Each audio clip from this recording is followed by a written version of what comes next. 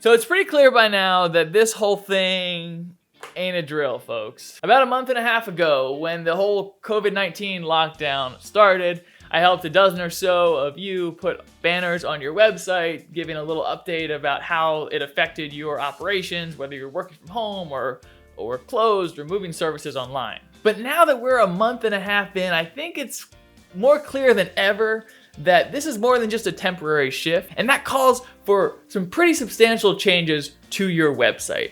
Unless you were completely shut down, or unless you were completely online to begin with, you need to rethink fundamentally how your website is structured so it can serve your audience today and do everything it can, both now and in the future, to sustain your business or organization. So I'm putting out a 3-part series to help you think about what your website should look like in the middle of this crisis in a way that's not just a band-aid, but in a way that can substantially support your business. So today I want to talk about how to update your content to accurately reflect your reality today.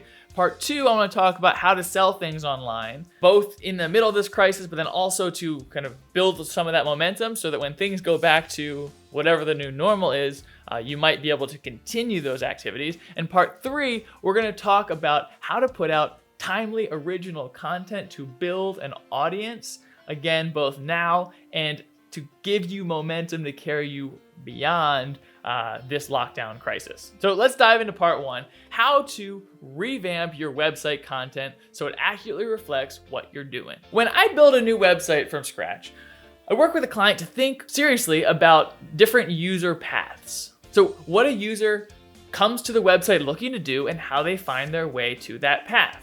For most of you, those paths will have to shift pretty significantly when your customers are coming to you in the middle of this lockdown. So before you go, digging into individual paragraphs and little parts of your site, I encourage you to step back and think, what are the kinds of customers that are showing up to my website today, and what are the things they are looking to do or able to do in order to get what they need from us? And then once you've identified what your website can be used for productively today, start to go through the site and make sure that the most obvious, visible pieces of real estate on the site are serving those ends. So on the homepage, the very first thing you see should be something to do with your current activities. If you are a restaurant that is now only offering takeout, then the very first banner on your website should be order online and a big link to whatever your online ordering system is.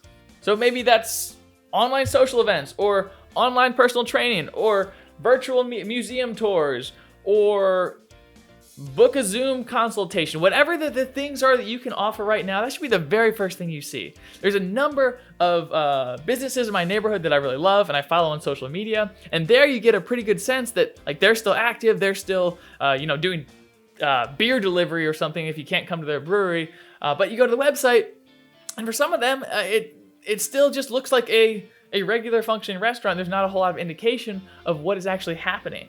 And that's a missed opportunity, because while some of your audience is on social media, the whole world is having to find you, and people above a certain age, websites are still kind of their definite number one go-to when they're trying to find information about a business. They're not necessarily following you on Instagram. So don't forget about the people that are Googling you and that are trying to just get an answer just because you've already answered that on your Instagram account.